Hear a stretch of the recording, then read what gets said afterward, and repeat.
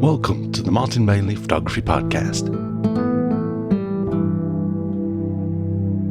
It's March 24, 2022, and this is episode 772. In preparation for our March question time with the MVP Patreon community, I did a few tests to show something that I knew to be the case, but is something that you hear a lot in photography circles, and that is that prime lenses give better image quality than zoom lenses. It turns out that I'd misread the question, but the test and the reason for the test is valid, so I figured I'd share my thoughts with you today. My angle here is not necessarily to prove to you that zoom lenses are always going to be as good as prime lenses.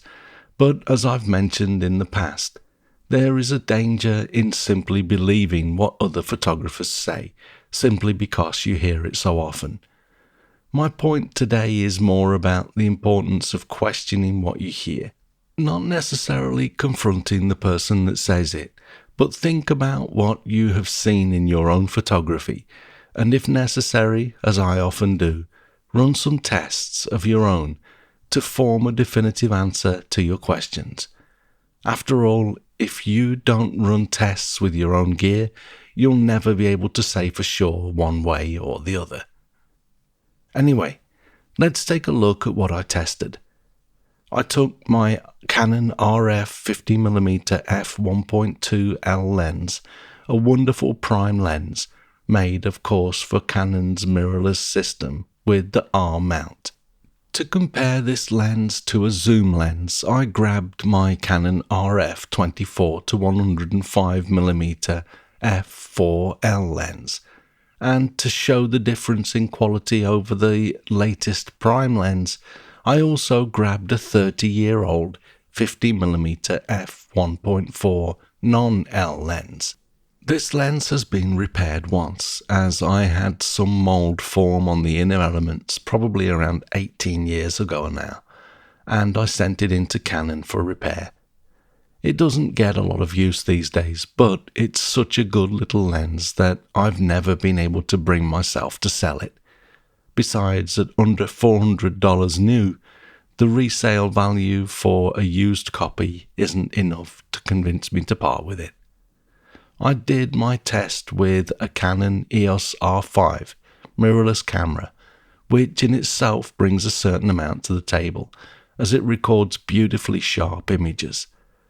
I simply grabbed a few objects from my studio and added an old Japanese book that I read many years ago, as the text is good for evaluating sharpness. And I shot 3 images, all at 50mm, including the 24-105mm lens, so that we can compare the 3. I set my aperture to f8, which is considered to be the sharpest aperture, and I had a small light illuminating the objects from above slightly to the left. I also put an air blower close to the right edge and a steel rule on the left side running down to the bottom left corner. I'll share the images in 3 galleries, and of course if you're not a paying patron, they will all be in one gallery at mbp.ac/772. The first set of 3 is the web resized images, so they aren't really going to be useful for evaluating sharpness, but we'll get to the sharpness part in a moment. First of all, note that the 24-105mm lens at 50mm is actually slightly wider than both of the 50mm primes, although I imagine that falls within the variant standards that Canon sets for themselves. The first set is really just to enable you to literally see the bigger picture. Next, there are 3 crops of pretty much the same area of the image at 100%. If you open these in the Lightbox viewer by clicking them, you'll be looking at 100% images, assuming that your browser window is wide enough. And you should also be able to see then the detail and evaluate the sharpness. You'll probably be able to see that although the characters on the page look slightly fainter in the 24 to 105mm lens, the sharpness, especially on the camera, are very similar with all three lenses. Sure, the 50mm RF lens is probably fractionally sharper than the other two, but is the difference great enough to warrant avoiding using a zoom lens altogether? Let's keep looking to gain the information needed to really make a decision. Here's another set of crops from the same three images, this time from the bottom left corner where I placed that steel rule. The rule is pretty much out of focus through the shallow depth of field at this shooting difference at f8. But I wanted to share this to show that although there is really not a lot of distortion, there is a little bit of colour fringing on either side of the rule in the old 50mm and the 24 to 105mm lenses, but that's not visible in the RF 50mm prime, so it does have a slight advantage here too. In regular subjects where you have texture and or various colours in the frame, the fringing is much more difficult to see. But it's nice to know that it's happening so that we can check and fix it if necessary when working on important projects. Now, I haven't tested the wider focal lengths of my 24 to 105 in this session. We can, of course, expect image quality to drop slightly close to the extremes of the zoom, although the 24 to 105 doesn't suffer much at the wide end and is a little softer when zoomed all the way in to 105mm. But it's not a huge drop in quality. When I get some time, I may well compare my 100mm macro lens, another prime lens, with the 100mm point on my 24 to 105 and the 100 to 500mm lens. But I already know from testing both of these zoom lenses and the 100mm macro lens for that matter, that they all perform admirably, so there really isn't much of a need to compare them directly in this context. And that brings me nicely to my final thoughts on this subject. As I said, I really wanted to gather the information required here to be able to show you that the difference is minor. Although there is a small increase in quality in the prime lens over the zoom lens, for the majority of my shooting I work with zoom lenses, and I'd like to finish with my thoughts on why that is, and why you also need to make your own decisions.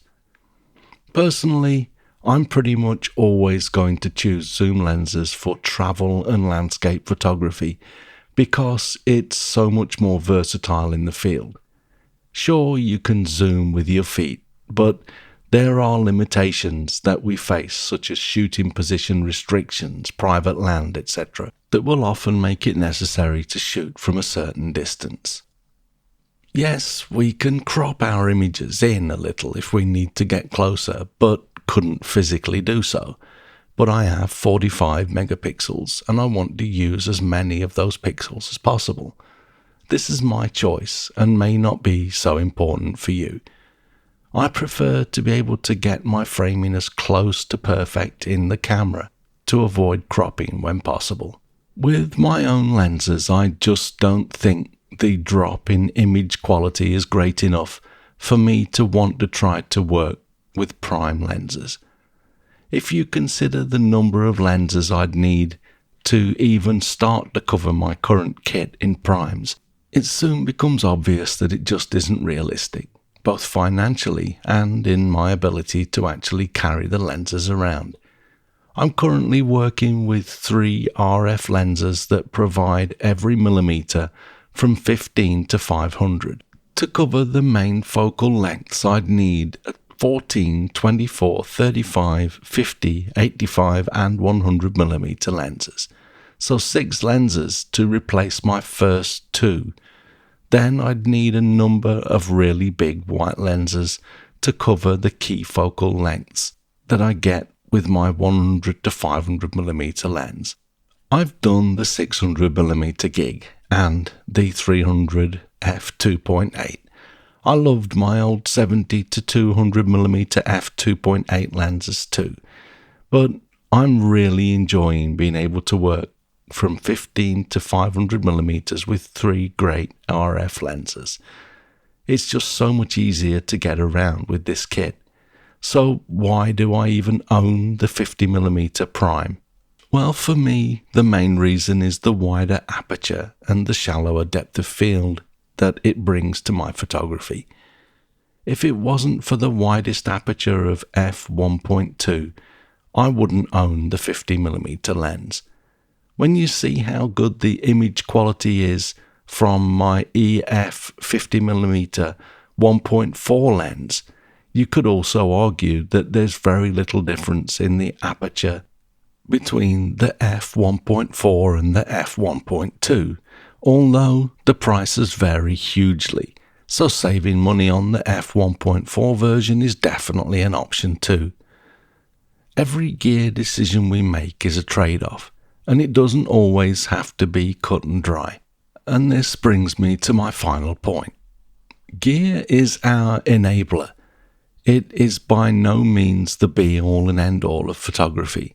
We are the creativity behind the camera, but photography has and always will have a strong link to the gear that enables us to do it.